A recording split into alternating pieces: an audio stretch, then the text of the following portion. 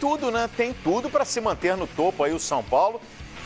Não estou nem falando aqui do Ceará, que o Sormani já destacou aqui. O Ceará é um time que está reagindo no campeonato sob o comando do Lisca. Sim. Mas estou falando por ele mesmo, o São Paulo, né? Que acho que depois de tanto tempo, depois de várias temporadas, Sormani, conseguiu finalmente atingir a regularidade, né? Impressionante, São Paulo erra muito pouco, né? Em 2004, o São Paulo teve um bom campeonato, né? Ele foi vice-campeão brasileiro. Aquele time que tinha um Kaká, lembra? Foi o ponto ali fora da curva, em relação aos campeonatos brasileiros, porque o São Paulo não tem feito grandes competições em nível nacional. Nem na Copa do Brasil. Você está falando 4 ou 14? 14. Nossa, 14. Eu fui buscar 14. Não, 14. Foi. 14. Foi a retaguarda que falou? Foi a retaguarda. A retaguarda me passou aqui a informação. E o São Paulo faz um grande campeonato. Acho que é um dos favoritos ao título, juntamente com o Internacional. Mas o fato de o Internacional jogar contra esse adversário... O que você está rindo? Tô lembrando do Chico Coco. O fato de o Internacional jogar em casa contra os times do Z6 dá um ligeiro favoritismo ao time gaúcho. Mas o São Paulo foi um time que veio até aqui o Rio de Janeiro enfrentar o Flamengo. Todo mundo fala, o Flamengo já tinha 4 de vantagem, né? Ganhando, vai abrir 7. O que aconteceu? O São Paulo foi lá, ganhou 1-0 o gol do Everton Copa, né? Na volta da Copa, exatamente. Então o São Paulo é um time muito forte.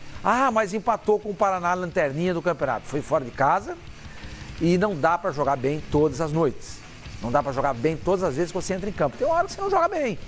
E eu acho que o jogo de quarta-feira foi esse. Foi o jogo que o São Paulo poderia desperdiçar e acabou nem perdendo. Ainda somou um pontinho. Acho que é favorito contra o Ceará. Nesse jogo contra o Paraná, em que o São Paulo não perdeu, mas teve alguns deslizes, o Hudson, que saiu de campo porque sentiu, ele não estava fazendo uma boa partida. Tudo indica que Luan vem forte como candidato à vaga do Hudson. É uma boa opção? O Hudson é um jogador que tem pensado muito bem, né? O jogo do São Paulo. Tem sido. Ele é aquele volante. O Jusilei fica mais e ele sai pro jogo. Tem Araruna também, né? Nesse jogo contra o Paraná jogou mais para a direita, mas pode ser um candidato. Ele pode recuar o Lisieiro também. O São Paulo tem alternativas para isso e o treinador é muito competente. Entendeu o São Paulo. E o São Paulo entendeu o treinador. Eu me lembro que quando o Mano dirigiu o Flamengo, ele falou assim, estou saindo porque os jogadores não conseguem me entender. Vocês lembram disso? Sim. Depois de um Atlético Paranaense, Flamengo. E Flamengo no Maracanã. Então é muito importante os jogadores entenderem o que o técnico fala. E o Aguirre, embora fale um castelhano de difícil compreensão às vezes, a proposta dele como treinador de jogo, foi muito bem assimilada pelos jogadores. Então vai, Luan. Acho que sim, entendeu? Então eu acho que o São Paulo é favorito, volto a dizer, o Ceará melhorou muito na volta do Lisca, o Lisca já tinha trabalhado no Ceará antes, mas o Ceará não se comporta bem fora de casa. Esse é um grande adversário dele também. Ô Sormani, que química é essa que tem no São Paulo com uruguaios, hein? Que antiga essa química. Como dá certo essa combinação, hein? Tem um amigo nosso, companheiro de imprensa, o Simon, Luiz Augusto Simon, é o Menon, né? Sim. Ele escreveu um livro chamado O Tricolor Celeste, falando exatamente isso, dos uruguaios que chegam... Dario Pereira. Pedro Rocha, Dario Pereira, exatamente. Agora chegando o Aguirre, arrumou a casa. Exatamente. O São Paulo tem uma afinidade com os uruguaios que chama a atenção. Os uruguaios parece que adoram jogar no São Paulo, né? Aquele ar respirado ali no Morumbi, no CT, em Cotia, faz bem aos uruguaios. Impressionante. Você não pega o Uruguai, a própria Aguirre jogou no São Paulo. Não foi num grande nível, mas jogou. Foi jogador de São Paulo também. Impressionante. Agora, a gente vem destacando o próximo jogo é o Ceará. Cada jogo é um jogo, mas a gente amplia a partir de agora a sequência. E aí a gente tenta analisar quem tem a sequência mais fácil, talvez a sequência menos complicada, eu acho que melhor, se é que esta altura do campeonato a gente pode colocar uma sequência fácil, porque quem está no Z4 quer sair de qualquer jeito. Vai roubar pontos, os campeonatos assim estão como foi definidos na tabela. do Paraná, né? Cada um vem fazendo o seu campeonato. A turma que vai tentar buscar uma Sul-Americana, a turma que quer fugir do Z4 e aqueles que querem apenas sobreviver. Mas tem a parte de cima, tem um G4. Então vamos colocar na tela os próximos confrontos do São Paulo, do Inter, do Flamengo e do Grêmio. Sormani, em casa, nos próximos 4 jogos, o São Paulo de 4 recebe 3.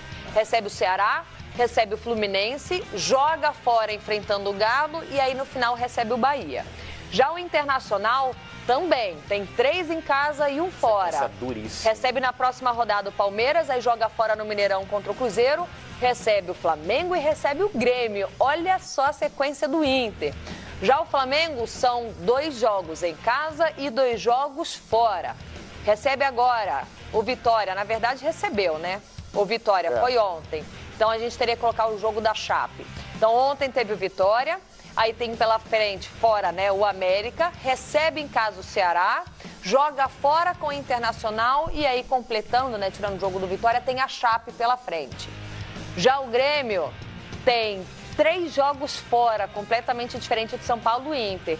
O Grêmio joga fora, joga na casa do Furacão, recebe o Botafogo e aí vai para Vila Belmiro, depois vai lá para Porto Alegre jogar na casa do Internacional. Quem tem a situação mais complicada, aparentemente, quem é que tem a sequência mais difícil, Sormani? O Internacional, né?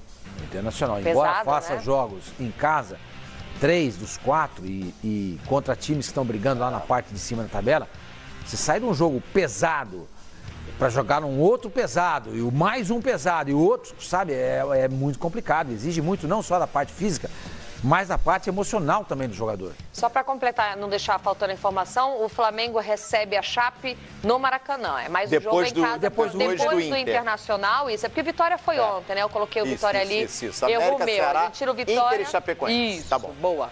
Deu para entender ali. E o detalhe, coloca de novo aí na tela. Coloca aí na tela de novo esses compromissos, tem como colocar? Porque, só para reforçar o que disse o Sormani aqui, essa questão emocional. Sormani, olha a ponta final da sequência do Inter. O Grêmio, é o Grenal. Você tem que chegar forte nesse confronto. Que nesse momento que os dois estão ali equilibrados na tabela, brigando pelo mesmo objetivo, gente, o peso que tem esse confronto nesse contexto é gigante. Aí, mais do que nunca, vale aquela frase bem antiga. O Grenal arruma e desarruma a casa. E é interessante também a gente analisar, Calheiros, que o Grêmio, ele está mais focado, o seu time B, ou o time alternativo, sim, esse ano é mais forte do que no ano passado. Ele é mais forte. Suponhamos que o Grêmio jogue descansado contra o Internacional nessa partida. E o Internacional não venha de uma sequência tão boa assim. Olha o peso que tem esse jogo. Agora, sabe outro detalhe? Eu tô de olho ali nos próximos confrontos. Nós pegamos o viés pela sequência mais difícil, início do que a do Internacional. Eu tava olhando a sequência do São Paulo e a sequência do Flamengo. Aparentemente a sequência é mais fácil, porém eles pegam, Sormani e Calheiros, times que também estão jogando só o Campeonato Brasileiro. O Flamengo tem América, Ceará, tem o Inter e tem a Chape. E fora de casa. Só clubes que estão focando no Campeonato Brasileiro e o São Paulo também, todo mundo focando só no Brasileiro. Você vai ver o São Paulo, vai pegar o Atlético Mineiro no Horto. E o Flamengo vai pegar o Inter no Beira-Rio. Quer dizer, isso aí faz muita diferença nesses confrontos diretos. O que é mais complicado? Jogar em Porto Alegre contra o Inter ou contra o Atlético no Horto? Nesse momento? Posso Porto Alegre contra o Inter. Porto Alegre contra o Inter. Eu também acho. Tá da qualidade do time. Eu também acho. Concordo. Acho que o Inter está mais encaixado que o Atlético. Para o São Paulo, a sequência de jogos do São Paulo... É melhor. Ela é uma sequência melhor. Agora, o São Paulo empatou com o Paraná fora. Mas você quer ver como é que esse campeonato é louco? Vou te fazer uma pergunta agora. Pensa com a cabeça do Atlético, tá? O que é mais difícil pro Galo agora? Se eu fizesse essa pergunta para você há 2 dias atrás, enfrentar o Vasco no Horto ou o Flamengo? O Flamengo sai pro jogo. O Vasco, como disse o Thiago Largue mais cedo aqui no Bom Dia Fox, são 10 jogadores atrás da linha da bola. E o São jogo mais difícil. E o São Paulo jogando fora contra o Atlético, a tendência é o Atlético sair pro jogo. São Paulo fica na dele, é um time que gosta de se defender. Aliás, o futebol brasileiro é assim, à exceção do Grêmio, né? O Grêmio quando joga do mesmo jeito, dentro e fora de casa. É por isso que o Renato às vezes fica bicudo quando ele pega um adversário retrancado. O São Paulo está chegando nesse estágio também. Tá melhorando. Tá evoluindo, mas ainda é um time que gosta de se defender bem, se fechar bem e explorar a velocidade do seu jogador. Eu não tô nem comparando características, eu tô dizendo assim, cada um na sua característica, mas o São Paulo é um time que está atingindo um padrão que está mantendo o nível de atuação, não, o São Paulo no é o melhor Morumbi fora. O São Paulo é o melhor visitante do campeonato. Visitante. Exatamente, é o melhor visitante. Então, ele vai pegar um Atlético no Horto, pressionado pela torcida, é verdade, mas a torcida do Atlético exige que o Galo saia. Verdade. São Paulo, melhor visitante, o Inter, acho que ainda é o melhor mandante, né? Só perdeu no Gauchão, justamente pro Grêmio. Qual foi o último jogo do Inter em casa? Temporada? Pelo menos até 2 rodadas atrás, que eu me lembre, foi contra o Paraná, o Internacional. O gol do Camilo. Gol do Camilo no último segundo. Então, se eu tiver errado, alguém me corrige aí na hashtag Gol de Aposta Sexta, mas a única vez que o Inter perdeu em casa na temporada foi no Campeonato Gaúcho. Então temos aí o melhor mandante e o melhor visitante. E foi o jogo que nós falamos aqui essa semana.